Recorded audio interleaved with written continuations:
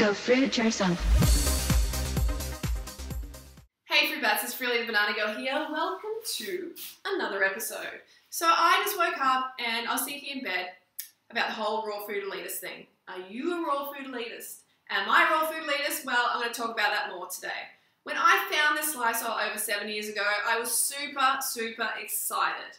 I was like, this is a lifestyle that's going to get me lean, fit and healthy. I am going to feel amazing, and that is true for the most part. So I got really excited and went and got all the raw food books that I could find. And one in particular, Nature's First Law, had a mantra in there. Cooked food is poison. Cooked food is poison at the end of each chapter. So it became like a mantra in my head. That was kind of the start of my, thinking that cooked food was absolute poison and it shouldn't go in the body.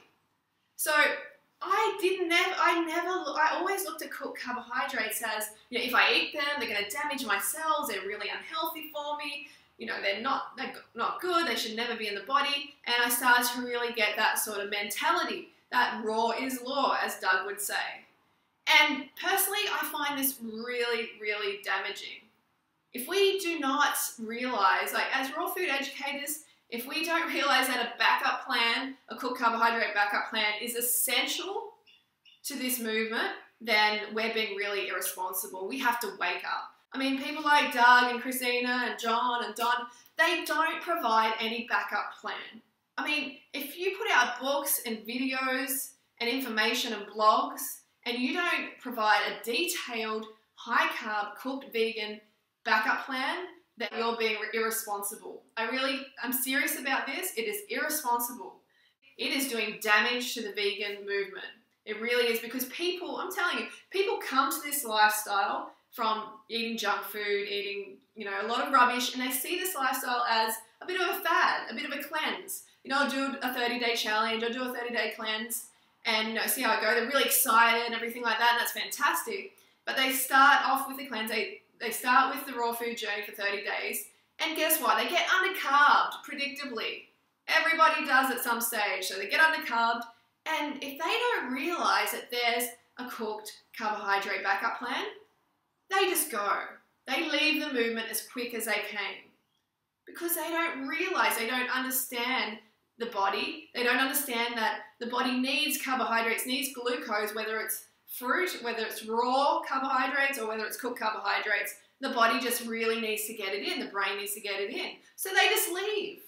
And this is something that we've noticed over the last couple of years since we've been recommending like Raw Till 4 and a cooked vegan backup plan, is that on our website, we're seeing people leave the movement.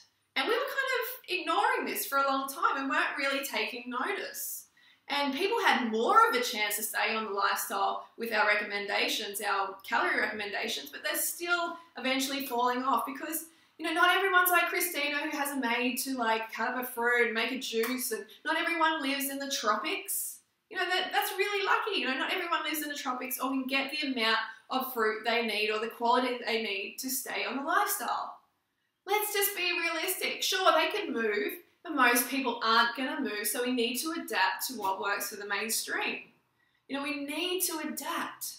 If we're not adapting, we're being irresponsible. It's not okay for only 5 people in the world at any one time to be thriving on this lifestyle, like long term. It's not okay. And if you're not taking notice of that, if you're not changing your approach, then you're really doing a disservice to the whole vegan movement. Because we have the opportunity, when those people come in, we have the opportunity to give them a backup plan and to keep them vegan for life. Please think about that very deeply, because this is something that I've thought about a lot, and my main goal in life is to help people, help the animals and help the planet. And I feel that with this backup plan, we have the chance to do that. So when we create this little elitist kind of group, this bubble where, you're saying raw is law, like Doug says, and, Christina's like, oh, all cooked food is dead food. When we say this sort of thing, even if we're not consciously trying to create this elitist bubble, we are. Okay, if we're pushing this story onto people, it's kind of like a fairy tale. Yeah, raw is easy, you can do this easy, no problem, blah, blah, blah. It isn't easy for most people. You have to get real. It isn't easy for most people. So rather than exclude them from the club, let's include them.